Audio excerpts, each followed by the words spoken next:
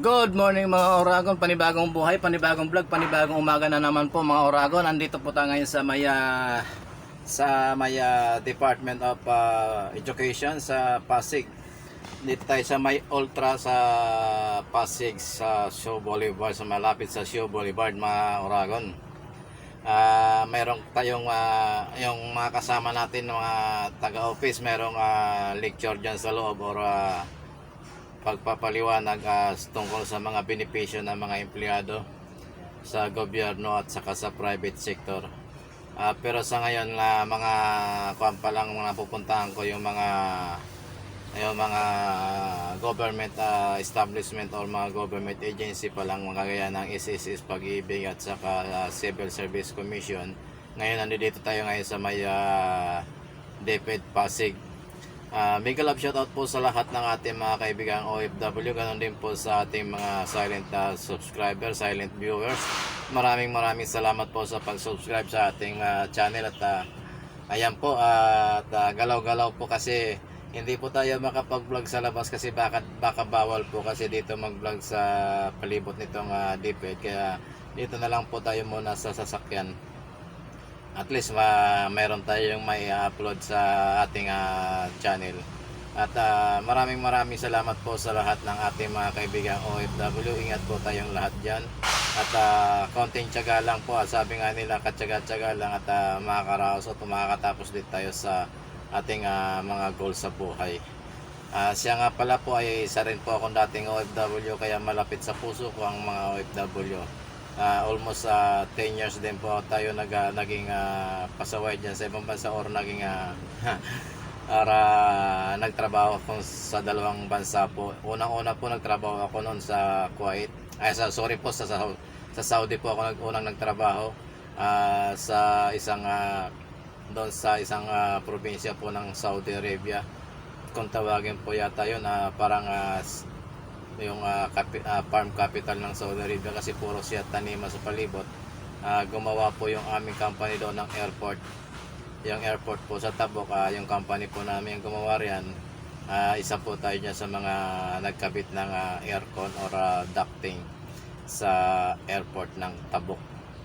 At medyo nagtagal tayo sa mga PAPS or mga Oragon sa Kuwait mula 2003 hanggang 2010 tayo doon. Medyo matagal-tagal kahit ganun pa man. Sabi nga tsaga-tsaga pero wala rin talaga tayong naipon kasi maliit din naman at sweldo natin doon bilang isang warehouse man. Ang kagandahan lang sana doon sa Kuwait, taon-taon nag-i-increase yung salary, kaso nagsara yung company kaya pilitan tayong umuwi. At nakipagsapalan sana tayo sa ibang company, kaso yung mga Egyptian yung amo natin medyo grabe kung kung humawak ng tao yung may-ari mismo ng company na dapat na pinagtatrabahoan natin. Kaya hindi tayo nagtagal doon, almost 3 months lang, at naisipan na lang natin umuwi at huwag nang bumalik doon. Kaya dito na lang po tayo sa Pilipinas sa ngayon. Medyo matagal-tagal na rin tayo nagtatrabaho dito sa Pilipinas mula 2010. Bibihira po tayo mawalan trabaho maliban lang po nung nakaraang pandemic. Kasi nung nakaraang pandemic at 2019 nagsimula yon, nagtrabaho pa rin tayo, hindi pa rin tayo pinauwi noon at medyo nasa loob lang tayo ng compound ng company at nagtatrabaho pa rin. Pero pagkatapos po noon medyo nagtagal-tagal at pinauwi na rin po tayo at tuluyan tayo pinaalis na tayo sa trabaho. Kaya pagkatapos po ng during that pandemic po at tayo po ay nag-rider na lang po at kahit paano makadagdag sa pagkain sa araw-araw. At medyo mahirap pero talagang tiyaga-tiyaga lang talaga para mayroon lang maisubo or maipakain sa pamilya. Ganun lang talaga ang buhay at kailangan sipag lang at tiyaga-tiyaga. At ngayon po ay medyo bago tayo dito sa ating trabaho at wala pa tayong 1 buwan. Medyo tiyaga-tiyaga lang at sana po at maging maganda at maayos yung po sana yung magiging trabaho natin dito at makatapos na yung ating bunso sa pag-aaral. Kasi yung bunso ko po ay third year college na sa ngayon, ay dapat graduate na siya. Nung pandemic po ay tumigil eh. At saka wala rin naman tayong trabaho noon, hindi natin kaya sustentuhan yung pag-aaral. Pero ngayon eh lakas loob na lang at kahit anong trabaho, tsaga-tsaga na lang. At itong pagbablog po, ginagawa ko na lamang pong libangan ito. Baka sakali makachamba, sabi nga nila, bahala ng Panginoon. Kung sakasakali at sana suportahan niyo rin po ang aking mga video or channel. At yung mga hindi pa po nakakapag-subscribe, sana mag-subscribe naman po kayo. At sa mga hindi pa po nakapanood ng ating channel, huwag nyo lang po i-skip yung ating mga ads.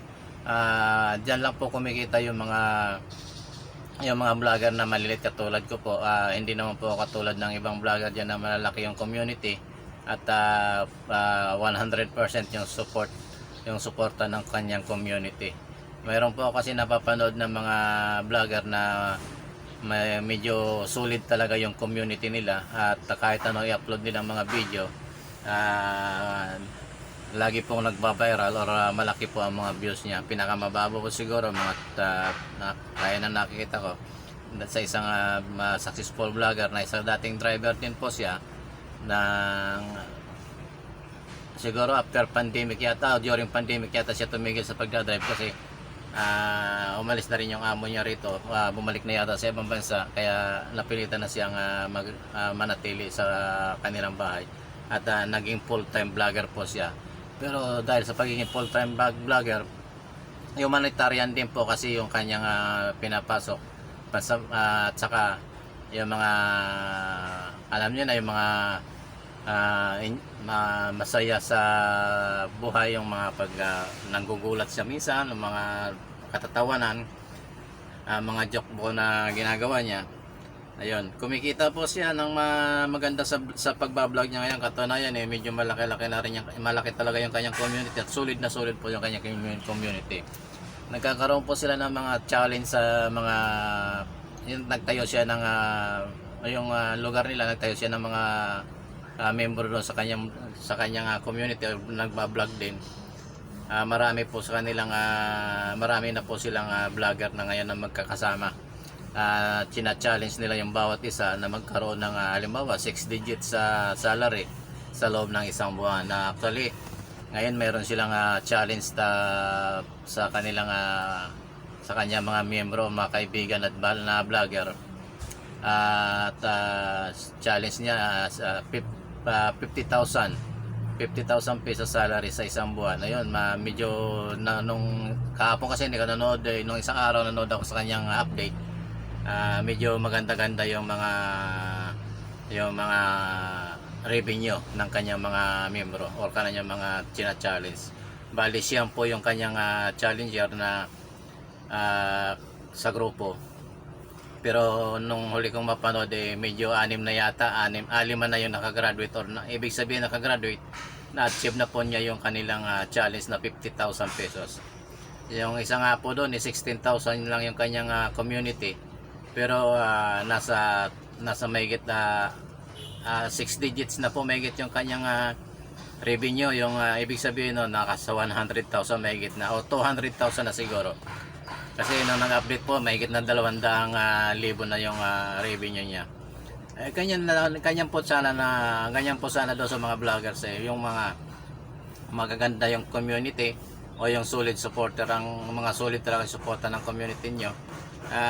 Pwede nyo naman pong tulungan yung mga kapitbahay nyo na mga vlogger o mga kaibigan nyo na masuportahan din ng inyong mga vlogger. Parang yung collab na yung collab po, yung pag magkakasama sila, yung mga vlogger, napakaganda po.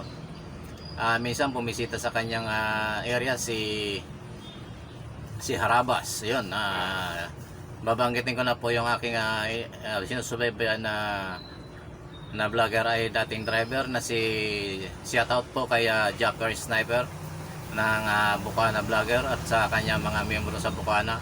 Ganon din po yung mga miyembro niya yung mga kaibigan niya kaibigan natin ng mga vlogger sa Borias Island sa Masbate, yung Bicolano, mga Oragon Vloggers. Ayan. Mega love shoutout sa inyong lahat, sa lahat ng mega love shoutout po kay Kuya Noli Vlog, at medyo maganda-ganda na rin kanyang channel. Dahil din po yan sa pagkikipag-collab niya kay Idol Japanese Sniper. Ayan, kaya mga kaibigan, maraming salamat po. Sana suportahan niyo yung ating channel. Maraming salamat po sa inyong lahat. Ayan po, mega love shoutout po doon sa mga kaibigan natin sa lalab sa Rosemary White Tea Premier. Mega love shoutout po sa lahat ng mga teams na tumutulong o sumusuporta sa atin. Maraming salamat po. Sana po doon sa mga nanonood ng ating video, huwag nyo pong i-skip yung ads natin kasi dyan lang po tayo kumikita. Huwag nyo pong at saka pakishare nyo na rin po yung ating channel, yung ating mga video. Paki-like, and sa mga hindi pa po nakapag-subscribe, please naman po subscribe po kayo sa ating channel at paki-share na rin po. Maraming salamat po sa inyong lahat at pagpalain po tayo ng may kapal. Doon sa mga kaibigan natin ng FW, ingat po tayo dyan. Doon po sa mga hindi pa nakapag-subscribe, please naman po pindutin nyo po yung subscription button. At sa mga hindi pa po nakapag-follow sa aking FB page, paki-follow naman po at paki-share and like naman po ng ating video. Maraming salamat po at magandang umaga po sa inyong lahat. At ngayon po ay September 23, 2022. Nandito po tayo sa DepEd compound sa Pasig. Maraming salamat po. Ingat po tayong lahat. Good morning po.